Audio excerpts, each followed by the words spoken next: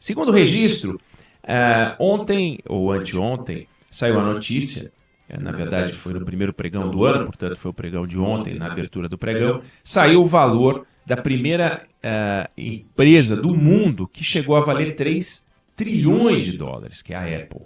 3 trilhões de dólares. E 3 trilhões de dólares é um número que impressiona.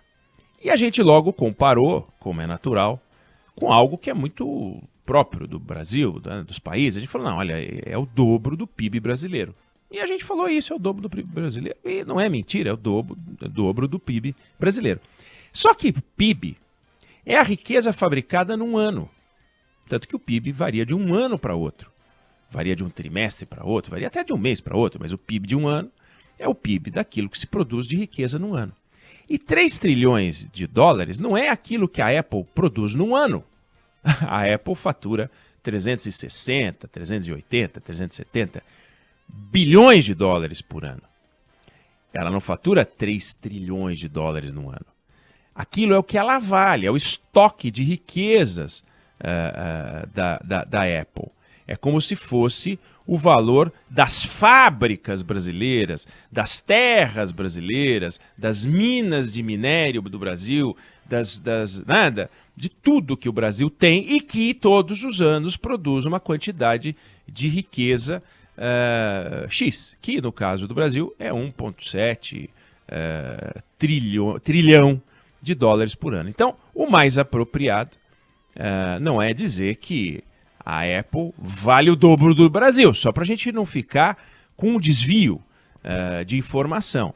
A Apple não vale o dobro do Brasil. O Brasil produz de riqueza por ano 1,7 trilhão de dólares e a Apple produz 360 bilhões de dólares por ano, que é uma coisa espetacular.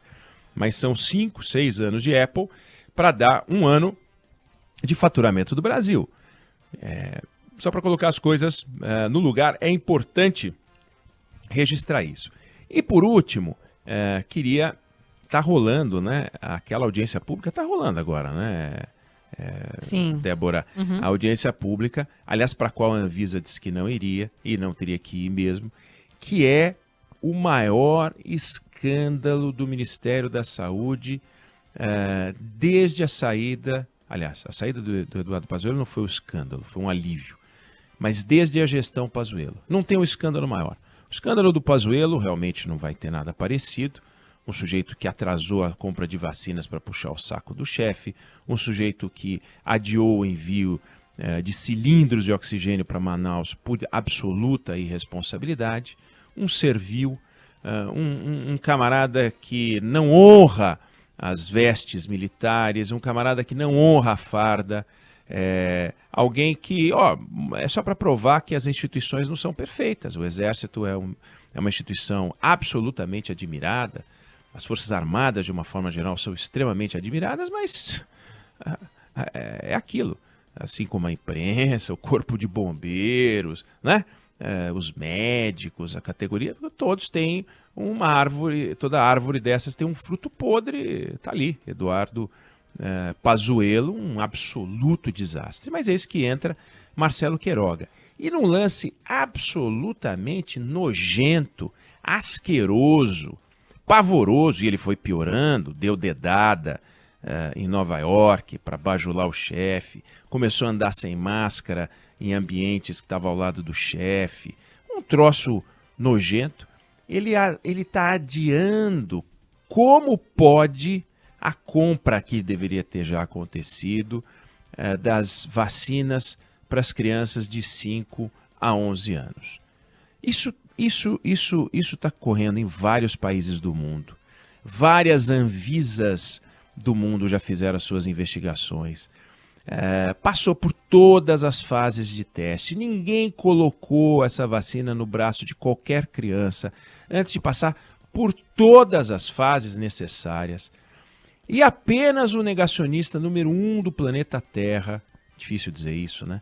Mas de grande país, sem dúvida, é o Bolsonaro, se posicionou contra a vacina e publicamente foi dizer que a sua filha não seria vacinada. Que é um absurdo. Direito dele não vacinar a filha, mas não é direito dele ficar espalhando aquilo que ele vai fazer que contraria a ciência, porque ele adora uma bruxaria, porque ele é adepto do negacionismo. E eis que o seu ministro da Saúde resolve praticar isso numa pasta técnica, científica, do mundo da ciência.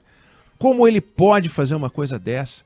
Criou uma consulta pública. O que pessoas, mais de 20 mil pessoas, se posicionaram? O que essas 20 mil pessoas têm em comum? Vontade de dar um palpite. Eu poderia ter entrado lá, Débora, você poderia ter entrado lá, seriam uns palpiteiros.